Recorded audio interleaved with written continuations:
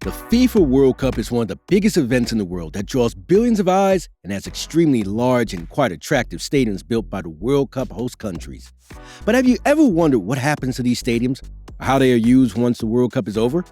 Let's take a look at the aftermath of World Cup stadiums from various years, shall we? Qatar is a city that is known to have state-of-the-art facilities and even infrastructures. This extended to the World Cup infrastructures, in which they create modern stadiums, highly equipped training facilities, and excellent transport links. And boy, these things did not come at a cheap rate. A huge sum of $200 billion is estimated to be the total cost Qatar spent in building these infrastructures.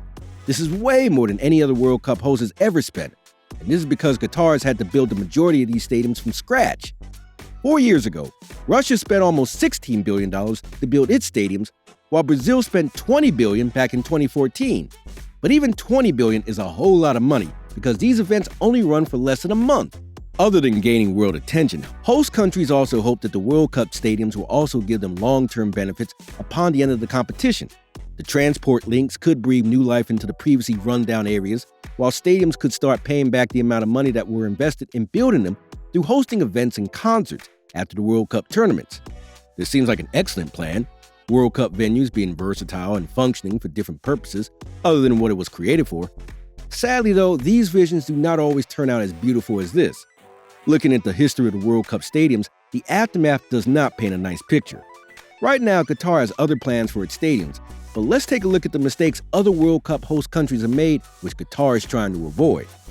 The 2018 Russian World Cup. In 2018, Russia was the host of the World Cup that year, and they constructed a total of 9 new stadiums and upgraded 3 existing ones. The total amount of money spent on all these is not exactly known, but we do know that it is a huge part of the $16 billion that the country spent on the tournament as a whole. When the World Cup came to an end, Russia then began to rent its stadiums to local football teams. Anyone could have seen that coming, because these stadiums were originally built to host football matches, and ticket fees would help run the costs, so why not? But unfortunately for Russia, this strategy failed terribly. Russia's local teams did not get a lot of audience, and most of them struggled to sell even half of the tickets for the matches.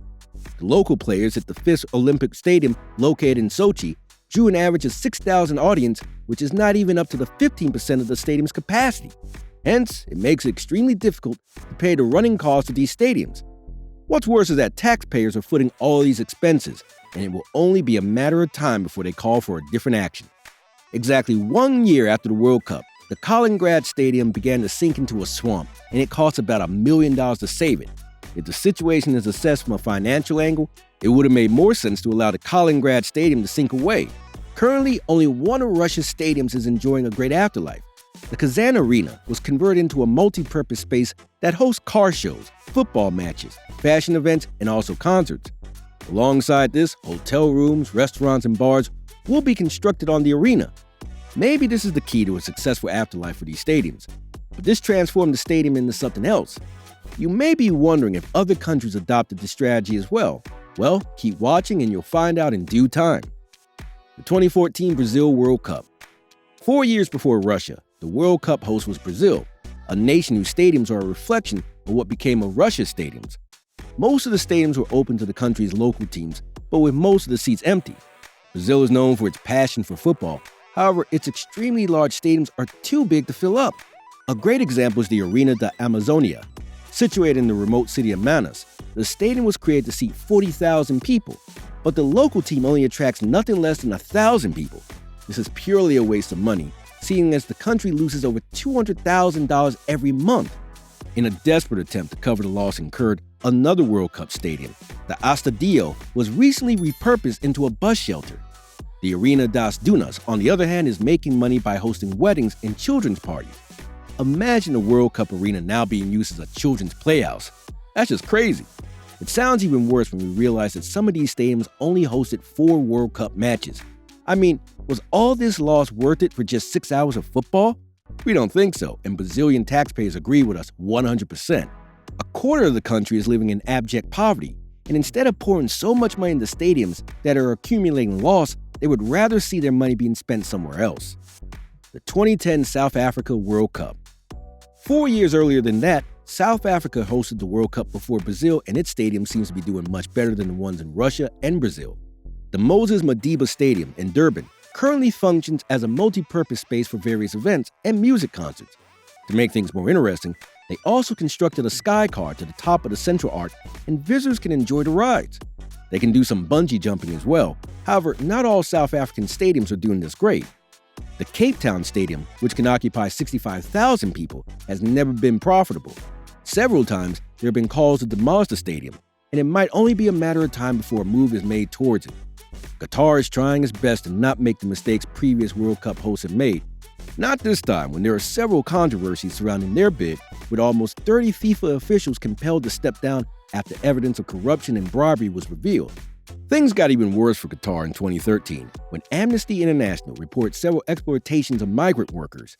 In an investigation report made in 2021, the Guardian newspaper made a report that showed an estimate of 6,000 workers had died in Qatar since their World Cup bid. All this has only caused a bigger issue for Qatar and painted the country's reputation in the red. The only thing they haven't been criticized for is their plan for the World Cup stadiums at the end of the tournaments. What are Qatar's plans? Well, to start with, Qatar has 8 stadiums, which would not make any sense for a country as small as they are to have right now. You see, the population of the country's residents is around 400,000, and its stadium can contain 420,000 people. Russia's residents are 140 million, while Brazil's is 220 million. If these two countries are finding it difficult to fill up their stadiums, Qatar does not stand a chance. But since they are smart enough to know that, they are not making plans to fill the stadiums. Instead, they are planning to transform them. The two largest stadiums, Lusail and Albight, will be transformed into modern multi-purpose spaces. At Lusail, most of the seats will be removed and the space will be used to erect shops, a school, apartments, cafes, and a health clinic. Albight will also undergo a similar process, turning into a 5-star hotel, a hospital, and a shopping mall.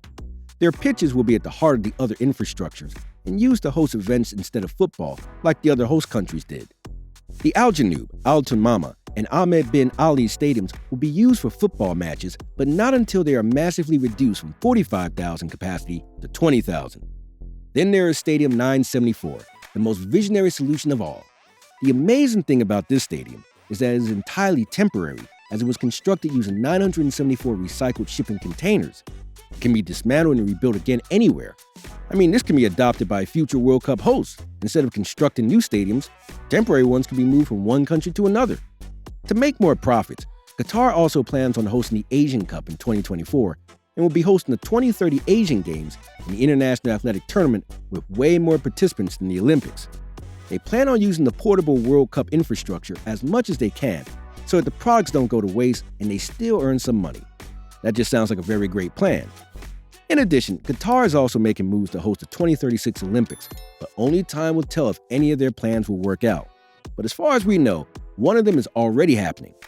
After hosting the match between Brazil and South Korea on December 5th of last year, the dismantling of Stadium 974 began.